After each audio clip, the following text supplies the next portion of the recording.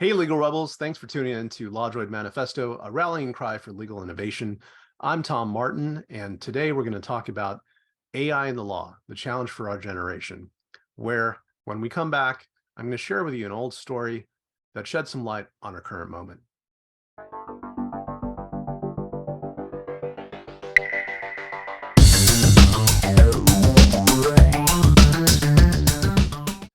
An old story about the Sultan and Orban. And why the heck am I talking about that? It just seems to be particularly relevant to what's going on right now. It was a time back in the 15th century when it was an existing technology, but it was so much better than it had been previously that it just made a quantum leap difference in how you approach the world. So what am I talking about? I'm talking about uh, back then, there still was a remnant of the Eastern Roman Empire in Constantinople. And the Sultan, Mehmed, he had this torturous history with his father where he actually took over the throne when he was 12. And then his dad kind of clawed that back from him and took it away, and then allowed him to ascend to the throne again when he was 19. And as you can imagine, if you put yourself in his shoes, like really felt that he had something to prove to his dad and to people that he, could stand on his own and he could have his own achievements. Um, and so when he took over, he wanted to make his own imprint on the world. And so it just coincided with the same time there was this master iron forger named Orban. He was Hungarian, and he was not only good at what he does, but he was an enterprising guy. He was an entrepreneur, and he and his son, they were lucky enough to get an audience. Not sure how they pulled that off, but they got an audience with Mehmed, and they're like, "Hey, Mehmed, we know you have wanted to make this your major achievement, and we know that generations of sultans before you have wanted to conquer Constantinople." And just a little background: the problem with them trying to do that and accomplishing it is that the walls of Constantinople had stood for 1,000 years, had withstood sieges, assaults, you name it. The Ottoman Empire had thrown everything at it, and the walls were standing as this impregnable barrier between the Ottoman Empire and this last remaining vestige of the Roman Empire. And why? Because they're so thick. They also had like multiple, moats, and part of it was protected by the sea. It was just a very protected position that Constantinople was. And if you've ever looked at the map, you could see that Constantinople is geographically strategic too, and in the power that it can project from that position to the rest of the world. So it was definitely a prime location to extend one's empire. And so that was the reason that Mehmed was after it, as well as his own personal reasons.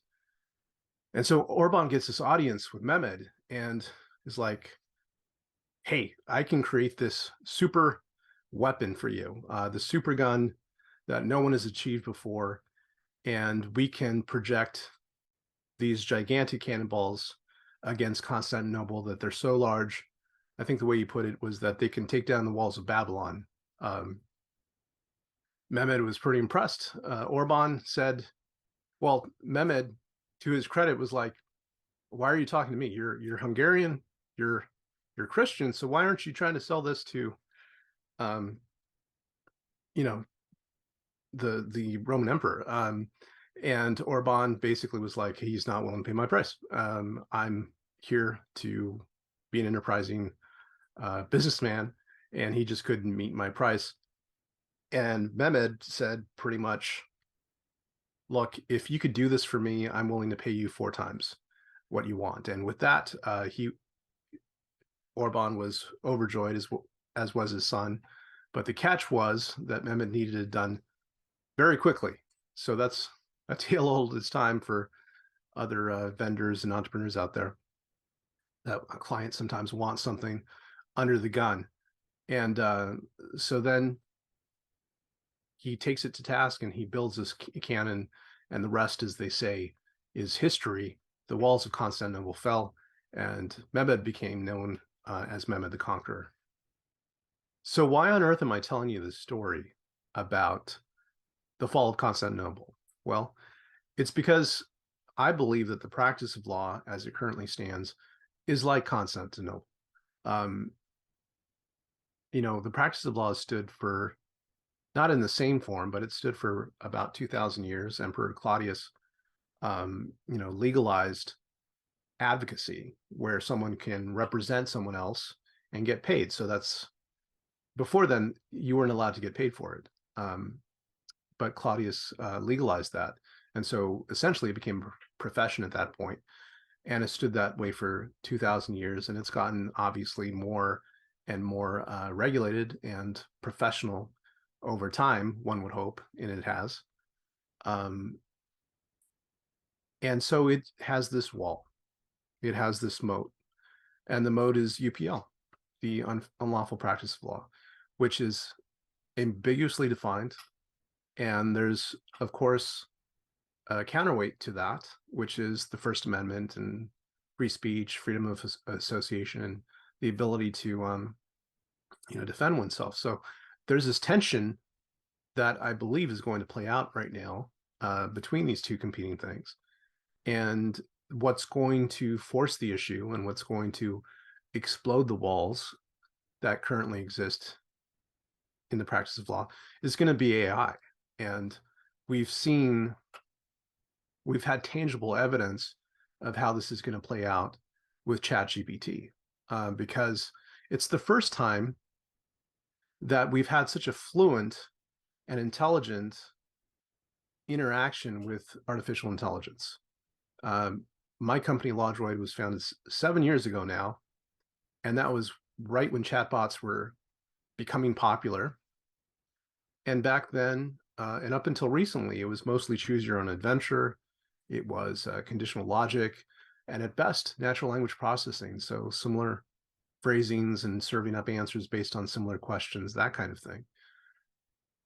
But what GPT technology, and it's not just OpenAI, there's other players at work here, and obviously this has sparked, ChatGPT has sparked an entire arms race. There's a lot of players in this area, but what's different is that this generative AI has the ability to hold a conversation and to have a fluent one. Now, I'm not naive. There are obviously shortcomings. There's the risk of confabulation, that the system can make up a fact that doesn't exist to try to provide an answer because it wants to please. It's kind of like a different metaphor is that I've heard is it's like a confident teenager, in that it wants to be able to answer the question, regardless of how confidently it gets it wrong. And we just saw that recently with Bard. But we don't want to be myopic either. This is just the beginning. It's going to get better and better and better over time. And I truly believe that where we're at now is an inflection point. And it's not one where there's going to be linear AI progress. I believe that it's truly going to be exponential, in that it's going to get better and better very quickly. Like Moore's Law, it's going to improve on itself. I've already seen a number of articles in disparate areas of expertise that have been affected by machine learning, and that it's starting to solve problems that are in many different disparate areas, from fusion reactions to modeling proteins to the practice of law. And this is going to be a change that happens very quickly. For me, as Gen X, like, I experienced something similar to this when the dot-com boom happened and everything was rethought in terms of the internet. there was a bust, obviously, but it is how we live now. We live through not only our in real life experiences, but online social media. I mean, it's just a common fact of life nowadays. And in the same way, the use of artificial intelligence for everything is going to be a fact of life. And so my company and others are coming into this space. And I truly believe that we're just at the beginning of this. This is not hype. There is a certain element of, puffery going on, but this is going to continue, is what I mean. And an entire, this is giving birth to an entire industry of companies that are going to fine tune, support, make easily accessible the underlying technology so that your imagination is going to be the limit of what you can create using this technology. And of course, that all sounds extremely like optimistic, positive, and there could be a dark side to it as well. But I think that we're cognizant enough and cautious enough, especially as lawyers, to be aware of those issues and to guard against them. Just as a side note, I recently got back from New Orleans, and the reason I was there is I was speaking on a panel called Bots Practicing Law, and it was put on by the Association of Professional Responsibility Lawyers. And, it was a very eager and interested crowd. It's usually rare in my experience that when I'm on a speaking panel that we get many questions. Usually at the end, it's like, do you have any questions?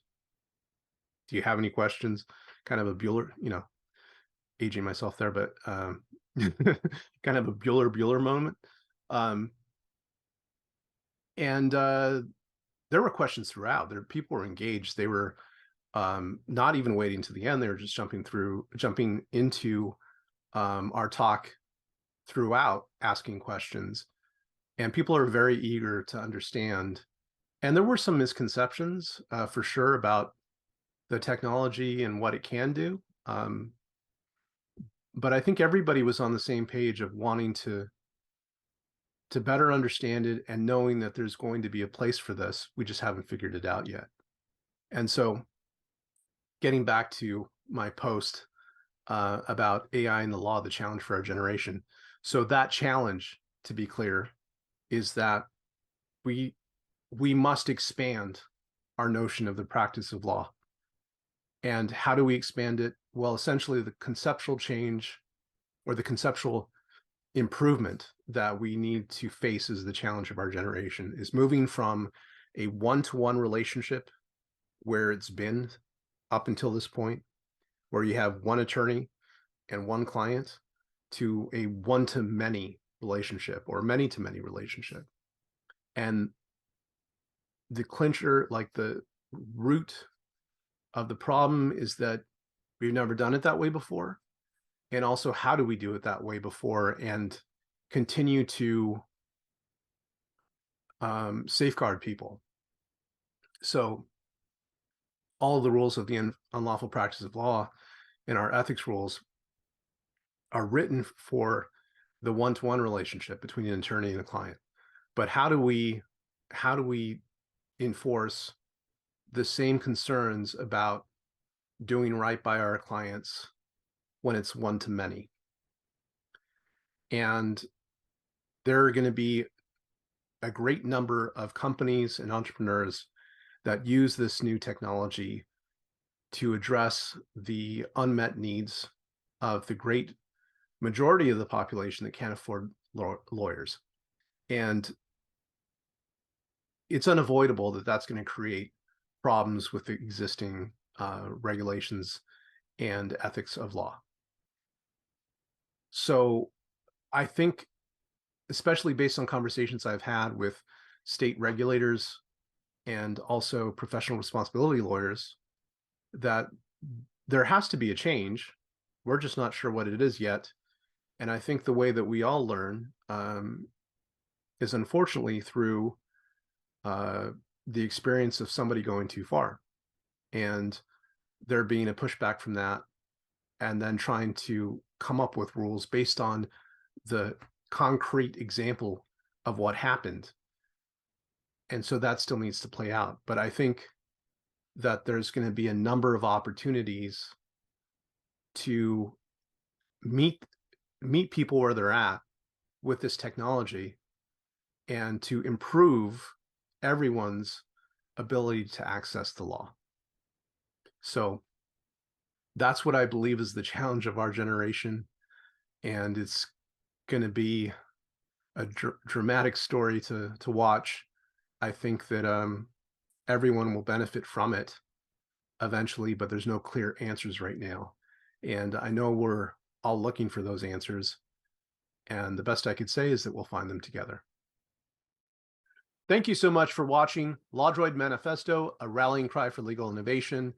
Every week, I'll be posting a new Substack along with a podcast and video just like this. So please tune in. You won't want to miss it.